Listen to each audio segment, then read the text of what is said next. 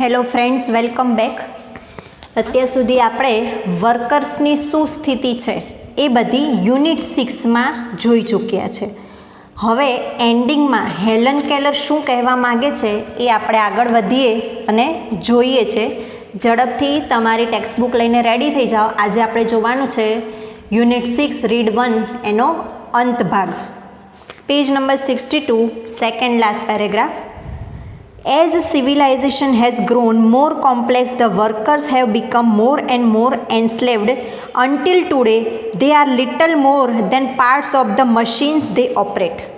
Civilisation એટલે નાગરિકતાની જે સંસ્કૃતિ છે. આપણે મનુષ્ય તરીકે જેમ વિકાસ પામતા ગયા છે, મનુષ્યએ પોતાના જીવનમાં ઘણા વિકાસ કર્યા છે, એ જેમ સંસ્કૃતિનો વિકાસ થયો છે એમ workers have become more and more enslaved. કામદારો વધુ ને વધુ ગુલામ બનતા ગયા છે.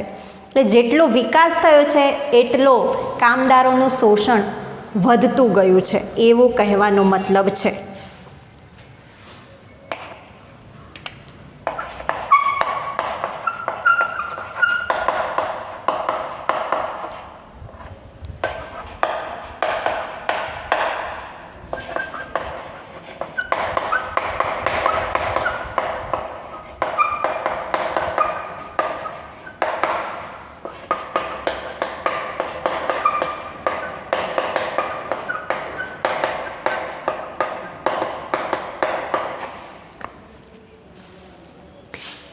Until today, they are little more than parts of their machines they operate. આજના સમયમાં આપણે જોવા જઈએ તો ફેક્ટરીમાં તો મશીનરી આવી ગઈ છે, પણ ગુલામી પ્રથા બંધ થઈ નથી. કામદારોની જે સ્થિતિ છે એ તો હાલની તારીખમાં પણ દયનીય છે. તો હાલની તારીખમાં કામદારો જાણે પોતે મશીનનો એક ભાગ હોય એવું જ એ માને છે, મતલબ કે એવી જ એમની પરિસ્થિતિ છે, જાણે પોતે મશીનનો એક ભાગ છે. Daily they face the dangers of railroad, bridge, skyscraper, freight train, stockhold, stockyard and training at the docks, on the railroads and underground and on the seas. આજે જેમ સંસ્કૃતિ વિકાસ પામી છે એમ મશીનરી પણ વધી ગઈ છે, તેમ છતાંય વર્કરોનું શોષણ થાય છે અને વર્કર્સનો ખતરો પણ વધી ગયો છે. કેવી જગ્યાએ એમને કામ કરવું પડે છે આજની તારીખમાં તો જોઈ લઈએ. Railroad, daily they faces the dangers. રોજ એમને ખતરાનો સામનો કરવો પડે છે. કઈ જગ્યાએ? રેલ રોડ, જ્યાં રેલવેના પટરીઓ જ્યાં બંધાતી હોય તેનું કામકાજ હોય તે. બ્રિજ, જ્યાં બ્રિજ પુલ બાંધવામાં આવે છે એવી જગ્યાઓમાં. Sky scraper,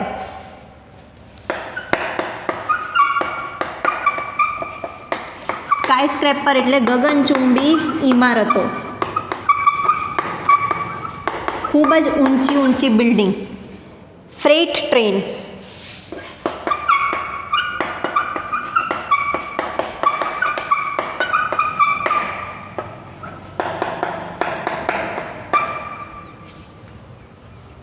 માલગાડી. Stock hold,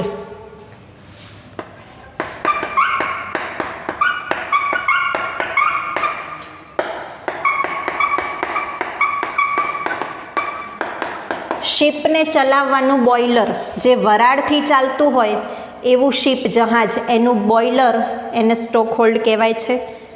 stock yard,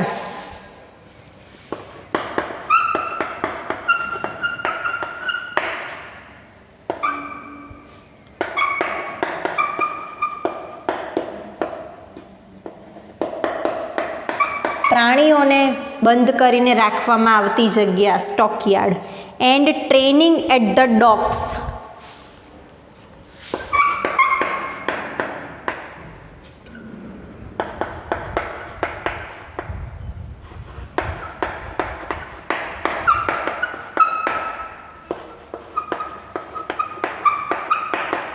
જ્યાં શિપને રિપેર કરવામાં આવતા હોય એવી જગ્યા, ડોક, જહાજોને રિપેર કરવાની જગ્યા. હવે જુઓ, આ બધી વિશાળકાય જગ્યાઓ છે કે જ્યાં મશીનરી વગર કામકાજ થતું નથી, તેમ છતાંય કામદારોની જરૂર તો પડે જ છે. પણ આ એવી વિશાળકાય જગ્યાઓ છે કે જ્યાં કામદારોના જીવને જોખમ રહેલું છે. તો આજે પણ એમને પોતાના પૂરતા હક મળતા નથી, એમની જીવનને હાનિ ન પહોંચે એવું કોઈ ત્યાં ધ્યાન રાખવામાં આવતું નથી.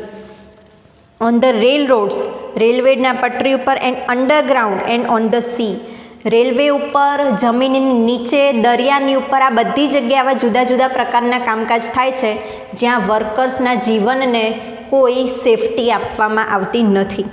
They move the traffic and pass from land to land the precious commodities that make it possible for us to live. એ લોકો ટ્રાફિકમાં આવન જાવન કરતા હોય છે, ફ્રોમ લેન્ડ ટુ લેન્ડ, એક દેશમાંથી બીજા દેશમાં અથવા તો એક પ્રદેશમાંથી બીજા પ્રદેશમાં. પ્રેશિયસ કોમોડિટીને લઈને, ખૂબ જ કિંમતી પ્રોડક્ટ, ખૂબ જ કિંમતી ઉત્પાદનને એક જગ્યાએથી બીજી જગ્યાએ લઈ જાય છે. આપણે મોટી મોટી ટ્રક્સ જોઈએ છે જેના દ્વારા આપણું જીવન ખૂબ સારી રીતે વ્યતીત કરી શકીએ. આપણા માટે એ લોકો આટલું બધું કરી રહ્યા છે.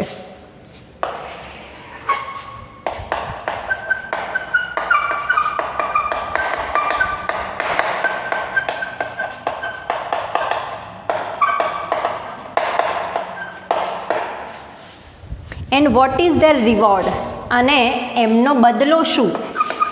આના બદલામાં એમને શું મળે છે? આટલું બધું એ ભયજનક સ્થિતિમાં કામ કરે છે જેનાથી આપણું જીવન સુખમય જાય, આના બદલામાં એમને શું મળે છે? A scanty wage, often poverty, rents, taxes, tributes and war compensation. Scanty એટલે ખૂબ જ ઓછું, જરૂરિયાત કરતાં પણ ઓછું.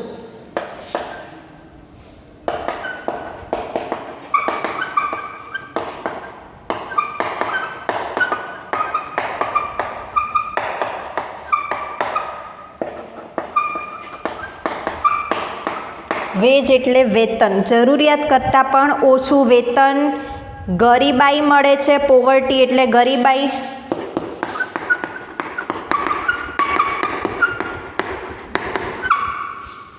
રેન્ટ્સ ભાડા ભરવાના આવે છે, ટેક્સીસ કર ચૂકવવાના આવે છે, ટ્રિબ્યુટ્સ એન્ડ વોર કમ્પેન્સેશન, અને ઘણી વખત એમને યુદ્ધમાં પણ જવું પડે છે. આ એમનો બદલો છે. આટલું બધું ભયજનક કામ કરવા છતાં એમને બદલામાં ખૂબ ઓછું વેતન મળે છે, ગરીબાઈ મળે છે, ભાડું ભરો, કર ભરો, ટેક્સ ભરો, અને જરૂર પડે તો યુદ્ધમાં પણ જવું પડે છે. The kind of preparedness the workers want is reorganization and reconstruction of their whole life.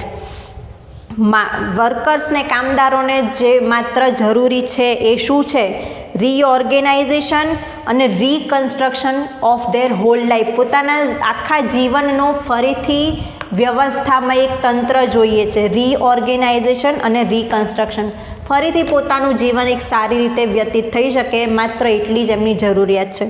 સચ as has never been attempted by statesman or government. અને આવું અત્યાર સુધીના કોઈ સ્ટેટ્સમેન એટલે કે નેતાએ કે સરકારે આવું હજુ સુધી ક્યારેય કર્યું નથી. The Germans found out years ago that they could not raise good soldiers in the slums, so they abolished the slums. Germany દેશની એક્ઝામ્પલની વાત કરી છે કે જર્મનીના લોકોએ ફાઉન્ડ આઉટ, એવું શોધી કાઢ્યું કે ઘણા વર્ષો પહેલાંની વાત છે, that they could not raise good soldier, એમને સારા સોલ્જર નહીં મળે, સારા લડવૈયાઓ નહીં મળે. ક્યાંથી? In the slums. સ્લમ્સ એટલે ગરીબ એરિયા, ઝૂંપડપટ્ટીનો એરિયા જે હોય છે એમાંથી એમને સારા સોલ્જર મળી શકે નહીં. આથી એમણે સ્લમ જ નાશ કરી નાખ્યો, એ એરિયા જ કાઢી નાખ્યો. કહેવાનો મતલબ શું છે કે એમને સ્લમમાંથી બહાર કાઢ્યા, એમને જીવન જરૂરિયાતની સારી સારી વસ્તુઓ આપી, કામ આપ્યું, જેથી કરીને પોતાનું જીવન સારી રીતે બનાવે, મગજ અને મનનો સાથે સાથે તનનો પણ સારો વિકાસ કરી શકે, અને આવા સોલ્જર્સ એમનું સારું કામ કરી આપશે. તો આ લોકોની જરૂરિયાતોને શોધવામાં આવી અને એમને જરૂરિયાતો પૂરી પાડવામાં આવી.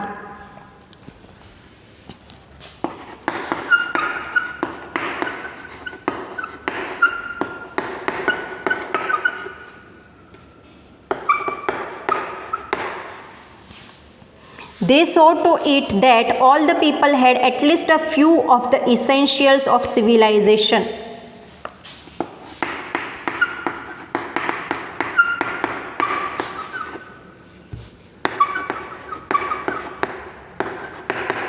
તેઓએ જોયું કે લોકોને માત્ર 2 જ જરૂરિયાત છે, સંસ્કૃતિની રીતે માત્ર 2 જરૂરિયાત છે, decent lodging, clean streets, wholesome if scanty food. માત્ર 2 નહીં, પરંતુ માત્ર થોડી જ જરૂરિયાતો છે, જેમાં ડિસન્ટ લોજિંગ, લોજિંગ એટલે રહેવાનું, રહેઠાણ, સારું એવું રહેઠાણ જોઈએ, ક્લીન સ્ટ્રીટ્સ, ગલીઓ સારી જોઈએ, જ્યાં રહેવાનો આજુબાજુનો એરિયા છે એ સારો સ્વચ્છ હોવો જોઈએ, હોલસમ ઇફ સ્કેન્ટી ફૂડ, ફૂડની અછત ન હોવી જોઈએ, પ્રોપર મેડિકલ કેર, યોગ્ય મેડિકલ કેર લેવાવી જોઈએ, રોગ થાય તો નિદાન થવું જોઈએ, and proper safe guards for the workers in their occupation, જે જગ્યાએ વર્કર્સને કામ કરવાનું છે ત્યાં સેફ ગાર્ડ હોવા જોઈએ, પોતાના જીવનને પ્રોબ્લેમ ના થાય એવી રીતે એમની સેફટી લેવાવી જોઈએ. બસ આટલી જ વર્કરની જરૂરિયાત છે.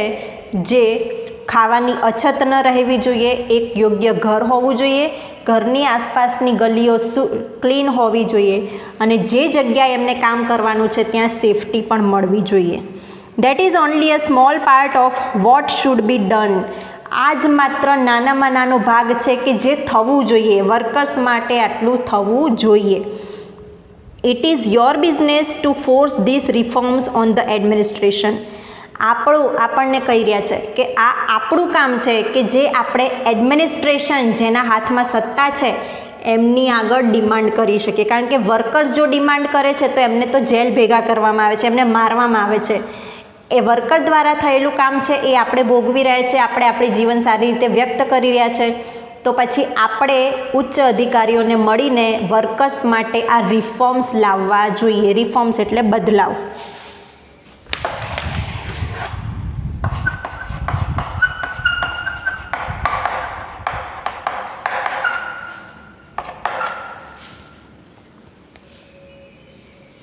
Late there be no more talk about what the government can or can not do. ચાલો હવે ગવર્મેન્ટ શું કરી શકે અને શું ન કરી શકે એની વધુ વાત કરવી નથી.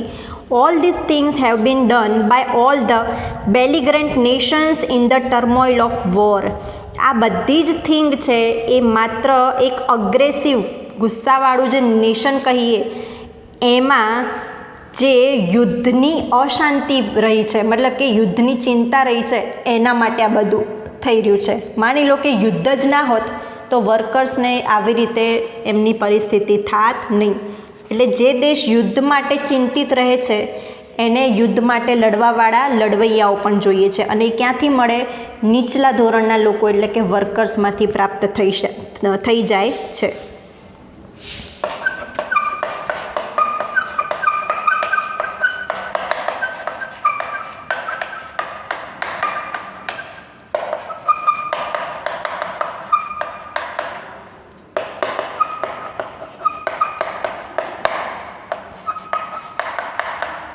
ટર્મોઇલ એટલે anxiety.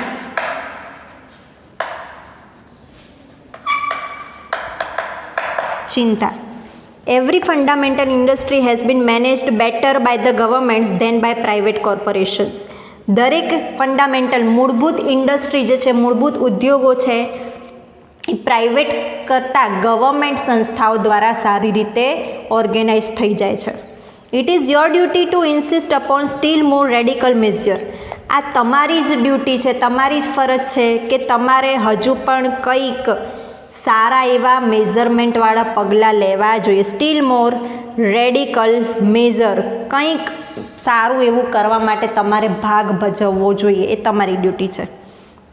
It is your business to see that no child is employed in an industrial establishment or mine or store. આ તમારી ફરજ છે કે તમારે જોવાનું છે કે કોઈ પણ બાળક કોઈ જગ્યાએ એને વેતન મળવું જોઈએ, મતલબ કે એને કામ મળતું ન હોવું જોઈએ. બાળ મજૂરીનો જે આપણે વિરોધ કરીએ છીએ ને, જે કાયદો પણ છે એ છે, એ તમારું જોવાનું કામ છે કે કોઈ જગ્યાએ જો બાળક મજૂરી કરી રહ્યું છે તો એને અટકાવવું જોઈએ. અટકાવવાનું શા માટે? કારણ કે તમારે એને કંઈક વધારે પૂરું પણ પાડવાનું છે, માત્ર અટકાવવાનું નથી. અને ક્યારે કામ કરવાની જરૂર પડી? જ્યારે એના ઘરમાં ખાવા પીવાની જરૂરિયાતો પણ પૂરી થતી નથી તે. તો કોઈ બાળક કોઈ ઉદ્યોગમાં કામ કરે છે, કોઈ ખીણમાં કામ કરે છે, કોઈ સ્ટોરમાં કામ કરે છે, તો એ ન થવું જોઈએ, એ તમારી ફરજ છે. And that no work is needlessly exposed to accident or disease. બીજું એ પણ તમારું જ કામ છે કે કોઈ પણ કામ એ એક્સિડન્ટ થાય એવી વ્યવસ્થાવાળું ન હોવું જોઈએ અથવા તો રોગ થાય એવી વ્યવસ્થાવાળું ન હોવું જોઈએ. જેમ કે ઘણા કામ કરવાથી શરીરમાં રોગ થાય છે, ઘણા કામ કરવાથી એક્સિડન્ટલી શરીરના અંગોને નુકસાન થાય છે, ક્યારેક ક્યારેક વર્કરનું મૃત્યુ પણ થાય છે. તો આ બધું તમારું કામ છે. It is your business to make them give you clean cities free from smoke, dirt and congestion. તમારું કામ છે કે તમે એ લોકોને, વર્કર લોકોને ક્લીન સ્વચ્છ શહેર આપો, ધુમાડા રહિત હવા આપો, ગંદકી રહિત વાતાવરણ આપો અને ગૂંગળામણ રહિત વાતાવરણ આપો.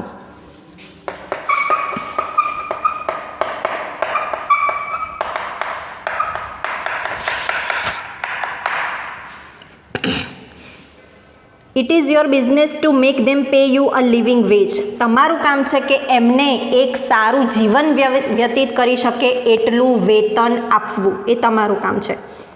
It is your business to see that this kind of preparedness is carried into every department on the nation. આ પણ તમારું કામ છે કે આવા પ્રકારની સમજણ દેશમાં દરેક ડિપાર્ટમેન્ટમાં આવવી જોઈએ. કોઈ પણ ડિપાર્ટમેન્ટ હોય, ગમે ત્યાં વર્કર કામ કરતા હોય, બધી જગ્યાએ આવો જ નજરિયો હોવો જોઈએ. Until everyone has a chance to be well born. કારણ કે દરેક વ્યક્તિને એક સારા વાતાવરણમાં જન્મવાનો તક આપણે પૂરી પાડવાની છે. મતલબ કે એમના જે સંતાનો છે એમને સારું વાતાવરણ પૂરું પાડવાનું એ જવાબદારી આપણી છે. વેલ નરિશ્ડ, દરેક બાળકની સારી રીતે કેર કરાવવી જોઈએ. રાઇટલી એજ્યુકેટેડ, સાચી રીતે સારી રીતે એમને ભણાવવું જોઈએ. ઇન્ટેલિજન્ટ, એમને બુદ્ધિશાળી બનાવવું જોઈએ. And serviceable to the country at all times, અને જ્યારે દેશને એમની જરૂર પડે ત્યારે તેની સેવા આપી શકે એવું બનાવવાની, આ બધી સુવિધાઓ પૂરી પાડવાની જવાબદારી કોની છે? આપણી છે. Last paragraph. Strike against all the ordnance and laws and institutions that continue the slaughter of peace and the cruelty of war. દરેક લો એન્ડ ઓર્ડિનન્સ એટલે કાયદાની વાત કરવામાં આવી છે કે લો એન્ડ ઓર્ડર એટલે કાયદો બને છે અને એનું એપ્લિકેશન થાય છે ગવર્મેન્ટ દ્વારા, એ એવા કે જે શાંતિ અને અશાંતિને લાવે છે અને યુદ્ધ ઊભું કરે છે, એવા દરેક કાયદાઓનું હનન કરવું જોઈએ. તો આના માટે તમારે હંમેશા સ્ટ્રાઇક કરવાની છે, લડત કરવાની છે.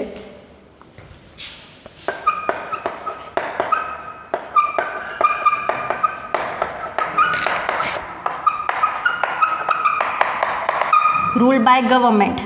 ગવર્મેન્ટના નિયમો છે એને ઓર્ડિનન્સ કહેવાય. લો એટલે કાયદાઓ. તો જ્યાં જ્યાં યુદ્ધની ક્રૂરતા રહેલી છે, અશાંતિ રહેલી છે, એવા કાયદાઓ સ્થાપિત થયા છે, તો એ બધાની આગળ તમારે લડત આપવાની છે, બધાની આગળ સ્ટ્રાઇક, હડતાલ કરવાની છે. સ્ટ્રાઇક અગેન્સ્ટ વોર, યુદ્ધની વિરુદ્ધમાં હડતાલ કરો. For without you no battles can be fought. કારણ કે તમારા વગર કોઈ યુદ્ધ લડાવવાનું નથી. તમે અંદર સામેલ થશો તો જ યુદ્ધ થશે. તો યુદ્ધની તમે ના પાડી દો તો કોઈ યુદ્ધ થશે નહીં. મતલબ આ આખી દુનિયા માટેનો સંદેશો છે. Strike against manufacturing scrap and gas bombs and all other tools of murder. કોકને મારી નાખવા માટે જે સાધનો બનાવાય છે, જે વસ્તુઓનો ઉપયોગ થાય છે, ગેસ છે, આ બધી જ કેમિકલી પ્રોડક્ટ છે, એ બધાનું જે બનાવવાનું છે મેન્યુફેક્ચર, એની વિરોધમાં તમે સ્ટ્રાઇક કરો, જેનાથી કોઈનું મૃત્યુ ના થાય, કોઈ સાધન એવું ના બને જેનાથી એક્સિડન્ટલી કોઈનું મૃત્યુ થાય, કોઈ કેમિકલ એવું ના બને કે જેના કારણે પણ કોઈનું મૃત્યુ થાય. તો આ બધાની સામે હડતાલ કરો. Strike against preparedness that means death and misery to millions of human beings. એવી વ્યવસ્થાની સામે તમે હડતાલ કરો કે જેનાથી કેટલાય લોકોનું, લાખો લોકોનું મૃત્યુ થાય છે અને કેટલાય લોકો મિલિયન્સ ઓફ હ્યુમન બીંગ્સ ટુ માઇઝરી, દુઃખી છે, મતલબ કે સાવ રખડતું રજડતું જીવન જીવે છે, જેને બેઝિક જરૂરિયાતો પણ પૂરી નથી થતી અને કેટલાય લોકો મૃત્યુ પામે છે. તો આ જે વ્યવસ્થા છે એની વિરુદ્ધ તમે હડતાલ કરો. Be not dumb obedient slaves in an army of destruction. ક્યારેય ડમ્બ એટલે બોલી ના શકે એવા, ક્યારેય દંભ ના બનશો, ઓબિડિયન્ટ સ્લેવ, આજ્ઞાકારી ગુલામ ના બનશો. In an army of destruction, destruction એટલે વિનાશ, વિનાશની આર્મીમાં.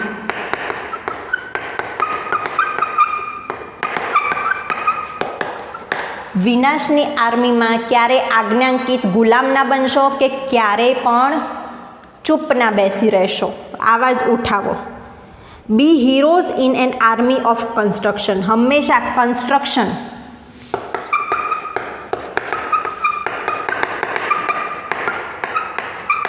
સર્જનની આર્મીમાં હીરો બનો. એટલે કે ડિસ્ટ્રક્શન અને કન્સ્ટ્રક્શન આ બે એકબીજાના વિરોધી શબ્દો છે. તો ડિસ્ટ્રક્શન થાય એવામાં તમે ગુલામી કરશો નહીં, ત્યાં ચૂપ ના બેસી રહેશો, અને જ્યાં કન્સ્ટ્રક્શન થાય એમાં તમે હીરો બનો, આગળ પડતા બનો. તો આટલો સુંદર મજાનો સંદેશ આપણને હેલન કેલરે આપ્યો છે. એકચ્યુઅલી આ એમણે આપેલી સ્પીચ છે વર્કર્સના ફેવર માટે, જેમાંથી આજે પણ આપણે કેટલેક અંશે આમાંથી ઘણું બધું શીખી શકીએ એમ છે. તો આ પાઠને શાંતિથી વાંચી જજો. આ વર્ડ મિનિંગ સાથે તમે વાંચશો તો ટ્રાન્સલેશનમાં ઇઝી થઈ રહેશે, અને આમાંથી ઘણું બધું આપણા જીવનમાં આપણે ઉતારી પણ શકીએ છીએ. હવે પછી આપણે નેક્સ્ટ લેક્ચરમાં મળીશું. Thank you.